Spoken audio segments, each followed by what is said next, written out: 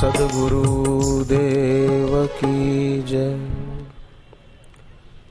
बहुत समय से यहाँ के श्रद्धालुओं की समिति के सज्जनों की इच्छा थी कि सत्संग का आयोजन हो।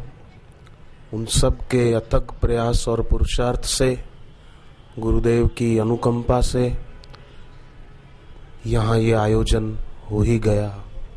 आप सभी जो भी सत्संग में आए हैं, आप सभी के चरणों में वंदन।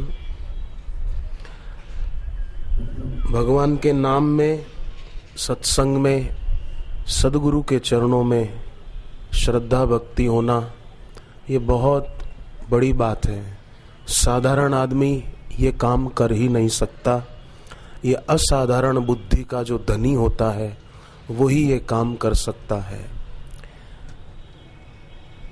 सत्संग में भगवान कृष्ण भी जाते हैं। सांदीपनी ऋषि के गुरुकुल में भगवान राम के पिता राजा दशरथ भी जाते हैं। गुरु ग्रह गए तुरत महिपाला। भगवान राम भी जाते हैं। गुरु ग्रह गए पढ़न रघुराई, अल्प काल विद्या सब पाई। भगवान शिवजी कैलाश पर्वत से उतरते हैं। पता था धरती पर भगवान का राम अवतार हो चुका है,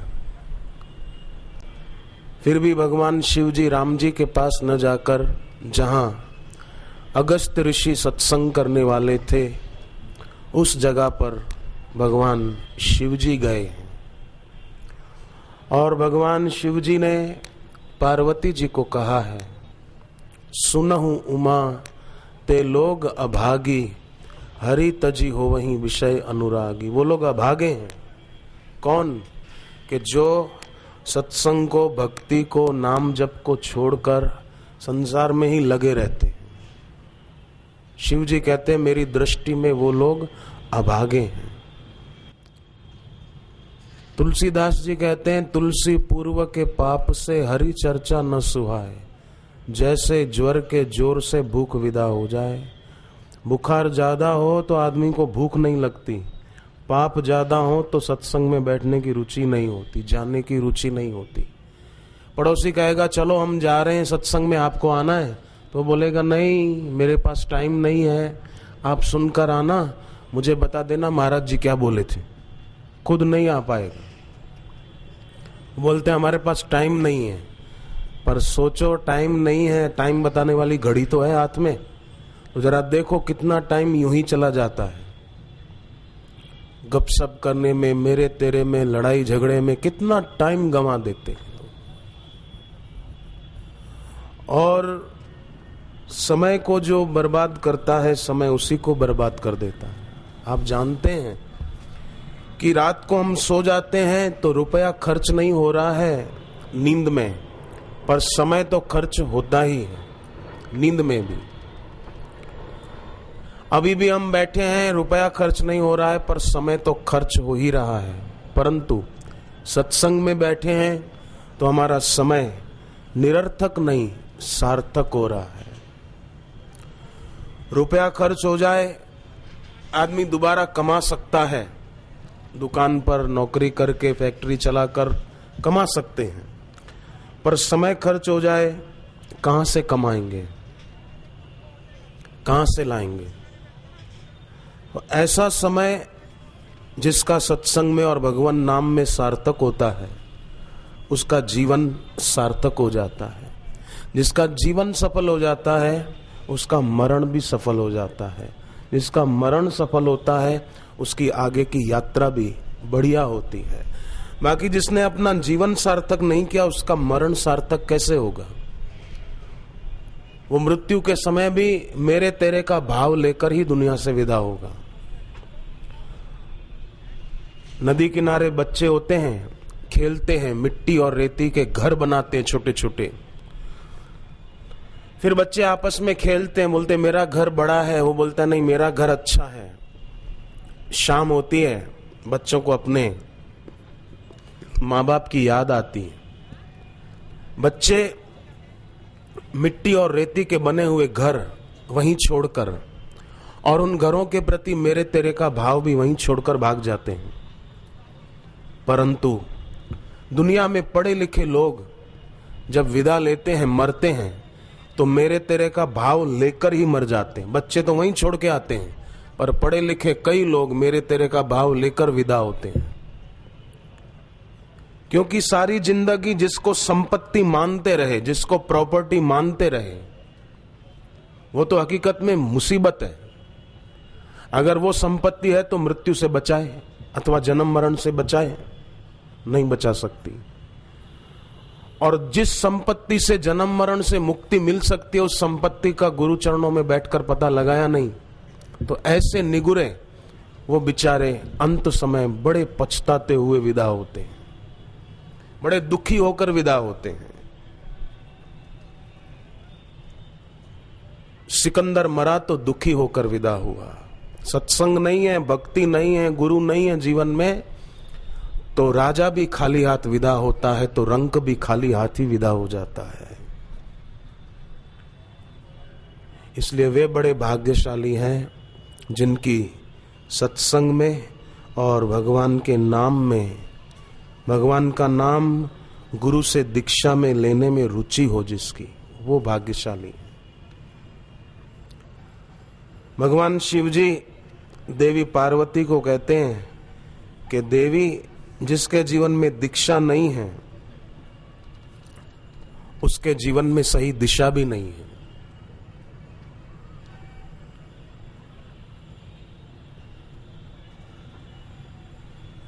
जिसके जीवन में सत्संग नहीं है उसके जीवन में कुछ भी नहीं है। इसलिए भक्त तो यही भाव रखते मन में कि हे गुरुदेव, हम दुनिया की चीजों को नहीं चाहते, हम तो केवल तुमको चाहते हैं, हम तुमको चाहते हैं, हम तुमको मानते हैं। गुरुवर शरण दे देना, वरदान मांगते हैं। हे शरण्य, हमें अपनी शरण में रखो। और उनकी शरण में रहना मतलब क्या कि हमारे मन में किसी भी वस्तु और व्यक्ति से सुख लेने की इच्छा न रहे। बस हम तुमको चाहते हैं, हम तुमको मानते हैं, हम तुमको चाहते हैं, हम तुमको मानते हैं। गुरुवर शरण दे देना, वरदान मांगते हैं। गुरुवर शरण दे देना, वरदान मांगते हैं। हम तुमको चाहते हैं, हम तुमको मानते हैं। हम तुमको चाहते हैं, हम तुमको मानते हैं। दुनिया की तुच्छ चीजों को चाहने वाला आदमी तुच्छ योनियों में जाएगा। शुद्र चीजों की इच्छा रखी दुनिया में तो शुद्र योनियों में जाना ही पड़ेगा। हम कोई भी कदम उठाते हैं तो वो किसी न किसी दिशा में ही उठ रहा है। इसलिए कोई भी कदम उठाने से पहले, कुछ चाहने से पहले सोचना कि मेरी चाहक शुद्र तो नहीं है। जन्मों से भटके थे हम, विषयों में अटके थे हम। जन्मों से भटके थे हम, विषयों में अटके थे हम। कई जन्मों से जीव भटकता आया है, ये पहला जन्म नहीं है। जैसे हम यहाँ बैठे हैं तो कहीं थे इसलिए यहाँ है, घर पे थे, अपने गांव में थे। ऐसे ही पहले भी थे, जन्म के पहले भी, और कई जन्मों के कई संस्कार थे मेरे तेरे के, राग द्वेष के, काम विकार, क्रोध विकार के। बहुत भटका है और भक्ति के अभाव में इस जन्म में भी लोगों को भटका कर ले जाते हैं। इसके भक्त प्रार्थना करते हैं, विषयों में अटके थे हम, जन्मों से भटके थे हम, विषयों में अटके थे हम। मोह नींद से जगा कर तुमने हमें बचाया, मोह नींद से जगा कर तुमने हमें बचाया। अब तो तुम्हारी भक्ति का दान मांगते हैं, अब तो तुम्हारी भक्ति का दान मांगते हैं। हम तुमको चाहते हैं, हम तुमको मानते हैं, हम तुमको चाहते हैं, हम तुमको मानते हैं।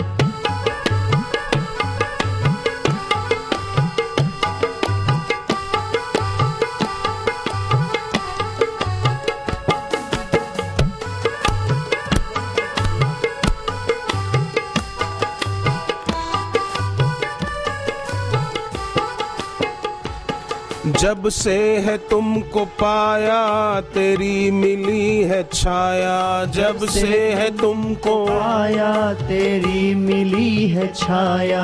तब से हमारे बेरंग जीवन में रंग आया, तब से हमारे बेरंग जीवन में रंग आया। जब से शिष्य गुरु को पाता है तभी से उसके जीवन में रंग आता है, रंग बाहर का नहीं।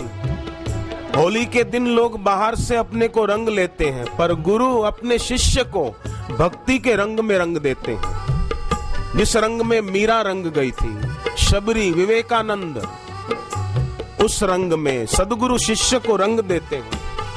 तब से हमारे बेरंग जीवन में रंग आया, तब से हमारे बेरंग जीवन में रंग आया। नित दर्शनों का तेरे सौभाग्य मांगते हैं, नित दर्शनों का तेरे सौभाग्य मांगते हैं। हम तुमको चाहते हैं, हम तुमको मानते हैं, हम तुमको चाहते हैं, हम तुमको मानते हैं।